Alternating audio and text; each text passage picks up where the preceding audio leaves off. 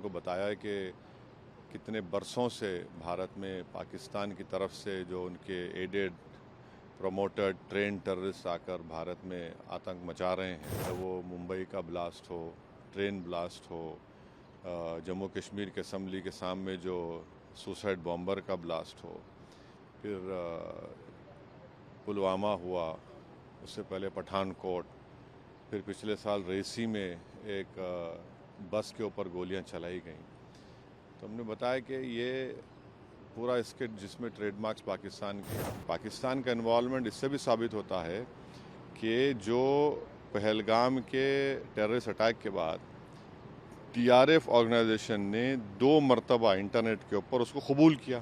Security council का जो sanction committee के सामने दिसंबर 2023 में कह दिया था कि टीआरएफ पे आप सैंक्शन लगाइए, ये यहाँ पर भारत में गड़बड़ कर सकता है। आज जो सुबह में हम बहरीन के डिप्टी पीएम हैं शेख खालिद बिन अब्दुल्ला अल खलीफा, फिर उसके बाद जो शूरा काउंसिल के चेयरमैन हैं हिज एक्सेलेंसी अली बिन सालेह अल सालेह, और फिर जो फर्स्ट डिप्टी स्पीकर हैं हिज एक्सेलेंसी अब्दुल नबी सलमान अहमद साहब के साथ और काउंसिलर रिप्रेजेंटेटिव की हमारी मीटिंग हुई। बहुत अच्छी मीटिंग हुई। उसमें तमाम ग्रुप ने जो जय पांडा उसकी क़यादत कर रहे हैं, हमने भारत का पक्ष रखा। हमने उनको बताया है कि कितने बरसों से भारत में पाकिस्तान की तरफ से जो उनके एडेड प्रमोटेड ट्रेन टेररिस्ट आकर भारत में आतंक मचा रहे हैं और कितने लोगों की जानें गई। हमने पूरे डेटा उनको दिया कि चाहे वो मुंबई का ब्लास्ट हो, ट्रेन ब्लास्ट हो, जम्मू कश्मीर के असम्बली के सामने जो सुसाइड बॉम्बर का ब्लास्ट हो, फिर पुलवामा हुआ, उससे पहले पठानकोट, फिर पिछले साल रेसी में एक बस के ऊपर गोलियां चलाई गईं। तो हमने बताया कि ये पूरा स्किट जिसमें ट्रेडमार्क्स पाकिस्तान के हैं। और एक बात हमने बताई कि जो टीआरएफ ये जो टेररिस्ट ऑर्गेनाइजेशन है, 1262 जो सिक्योरिटी काउंसिल का जो सैंक्शन कमेटी के सामने दिसंबर 2023 में कह दिया था कि टीआरएफ पे आप सैंक्शन लगाइए, ये यहाँ पर भारत में गड़बड़ कर सकता है। तो टीआरएफ के बारे में अभी से हमने बोला, दिसंबर 2023 से सरकार ने यूएन सिक्योरिटी काउंसिल को 1262 को सैंक्शन का बता दिया। तो ये है। और तीसरी बात ये है कि बार बार ये जो पाकिस्तान जो अपने आप को बड़ा ही विक्टिम नहीं है, पाकिस्तान एग्रेसर है। और हमने 15 अप्रैल को जो आसिम मुनीर की स्पीच हुई, जिन्होंने कश्मीर के बारे में जो बात कही, उसके बारे में हमने बताया। और फिर देखिए, पाकिस्तान का इन्वॉल्वमेंट इससे भी साबित होता है कि जो पहलगाम के टेररिस्ट अटैक के बाद टीआरएफ ऑर्गेनाइजेशन ने 2 मरतबा इंटरनेट के ऊपर उसको कबूल किया। और भारत सरकार ने, जो हमारे एक्सपर्ट्स ने, साइबर के एक्सपर्ट्स ने मालूम किया, तो वो तो पाकिस्तान के मिलिट्री कैंटोनमेंट के करीब से उन्होंने उसको इंटरनेट पे डाला। वो तो फुटप्रिंट्स निकल नहीं सकते। और तीसरे, हमारी देश की जो प्रीमियर इन्वेस्टिगेटिंग एजेंसी एनआईए ने केस रजिस्टर किया है, तो इसमें पूरा इसका इन्वॉल्वमेंट है। और फिर भारत तरफ से जो एक्शन लिया गया, तो पहले उन 9 मुकामात को हमने निशाना बनाया जो यूनाइटेड नेशन के डेजिग्नेटेड टेररिस्ट ऑर्गेनाइजेशंस का ऑफिस है, और पाकिस्तान ने बेहूदगी की। तो फिर 9 और 10 को वो एयर बेसिस पर उनको सबक सिखाया गया।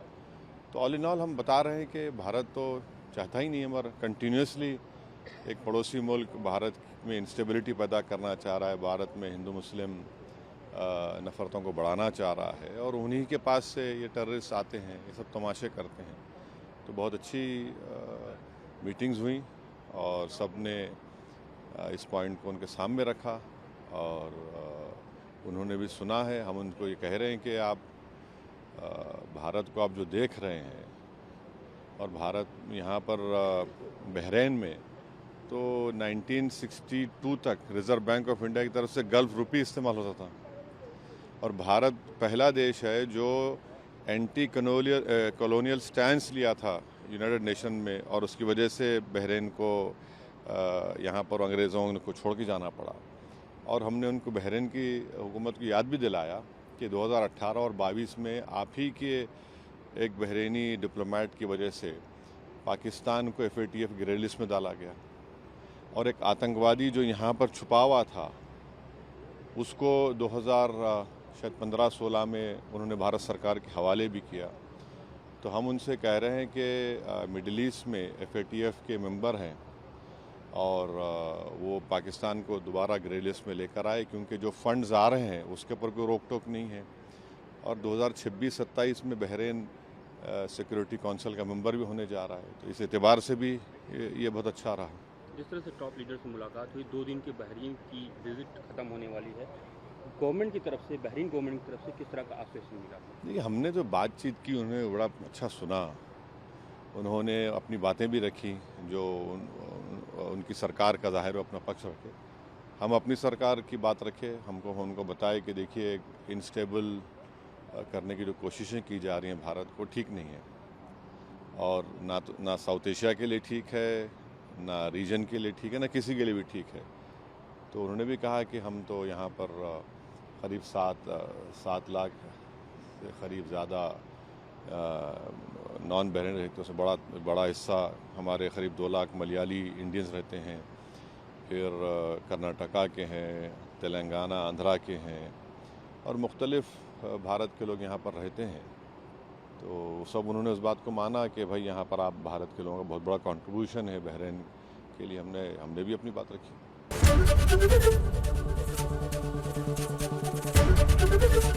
ABP गंगा, खबर आपकी, जुबान आपकी।